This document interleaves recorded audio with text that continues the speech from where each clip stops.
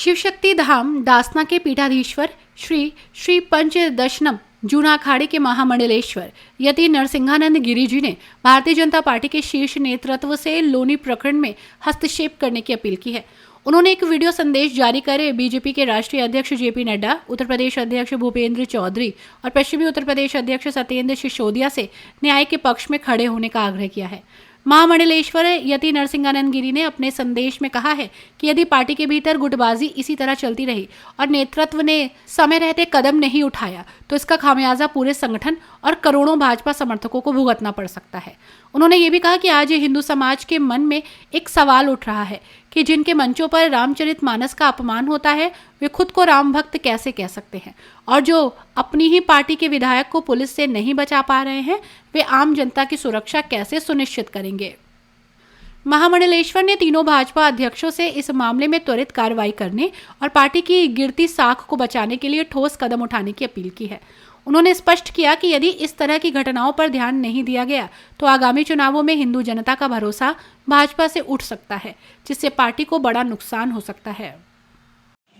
देवादिदेव भगवान महादेव शिव और जगत जननी मां जगदम्बा के चरणों में नमन करते हुए शिव शक्ति धाम दासना से अपने मां के चरणों में मैं श्री पंचदशनाम जूना अखाड़े का महामंडलेश्वर यति नरसिंहानंद गिरी, मैं भारतीय जनता पार्टी के परम आदरणीय अध्यक्ष राष्ट्रीय अध्यक्ष श्री जेपी नड्डा जी, उत्तर प्रदेश के अध्यक्ष भूपेंद्र चौधरी जी और पश्चिमी उत्तर प्रदेश के अध्यक्ष सत्येंद्र सिसोदिया जी, आपके श्री चरणों को प्रणाम करते हुए एक निवेदन आपसे करना चाहता हूं।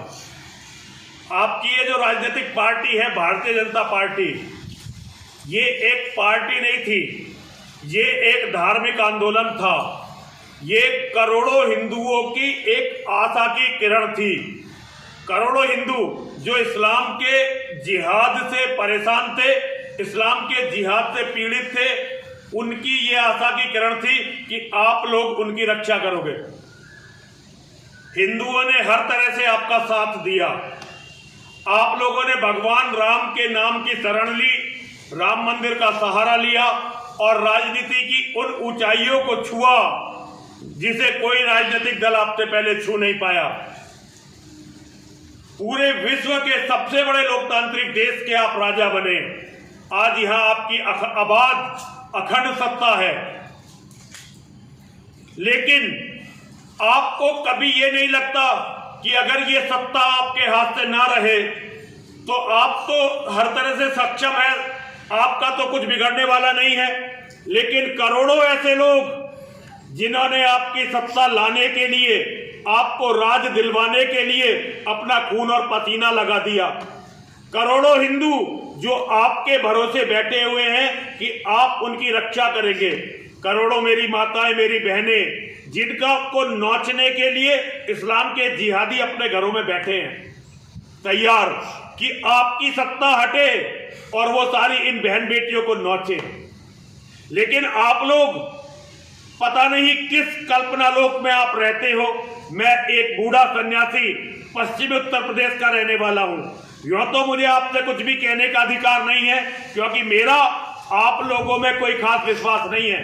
लेकिन आज मैं करोड़ों हिंदुओं की भावनाएं आप तक पहुंचाना चाहता हूं। लोनी में अभी एक रामकथा हो रही थी।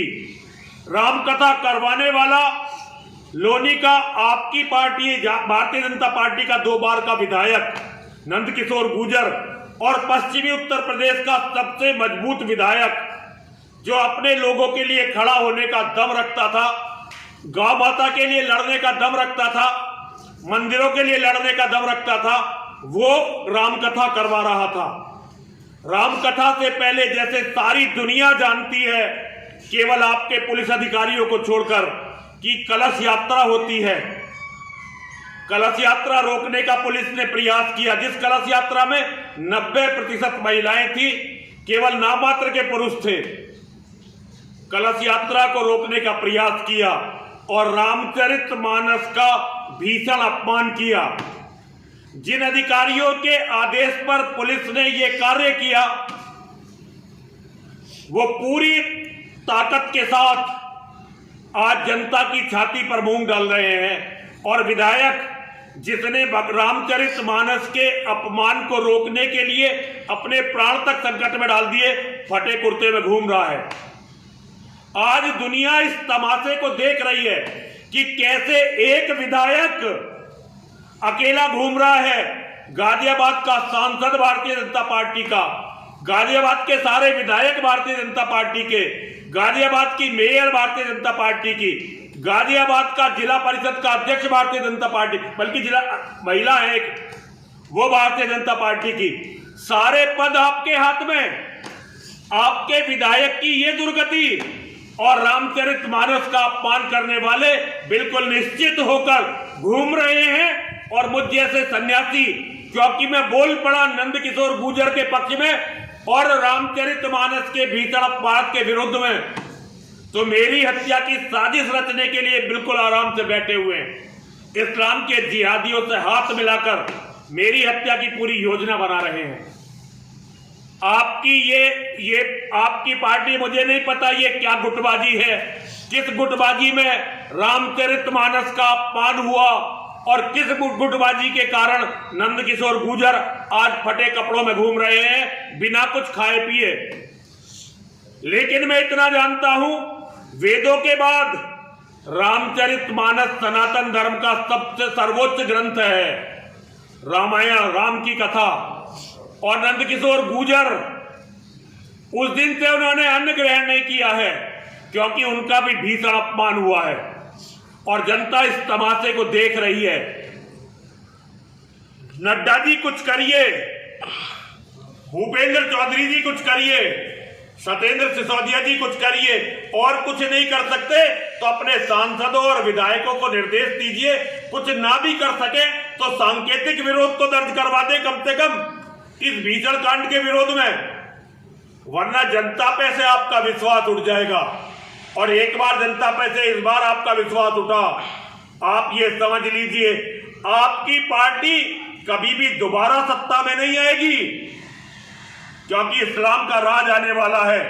और जिन लोगों ने आपको वोट दिया, जिन लोगों ने आप लोगों को भगवान के बराबर माना, उनकी जो अभूतपूर्व दुर्गति आने वाले लोग करेंगे, उसके सबके जिम्मेदार आप और वो अहंकारी लोग होंगे जिन्होंने अपने अहंकार के कारण धर्म को अपने जूतों के तले कुचलने का प्रयास किया। नड्डा जी, मैं किसी पक्ष और विपक्ष में नहीं हूं, मैं सनातन धर्म की ओर हूं। और करोड़ों निर्दोष हिंदुओं को, जिनका केवल इतना दोष था कि उन्होंने केवल आप पर भरोसा किया, आपकी पार्टी पर भरोसा किया, उनके विश्वास की रक्षा करने के लिए कुछ करिए। मेरा यही आपसे निवेदन है। हर हर महादेव, हर हर महादेव, हर हर महादेव।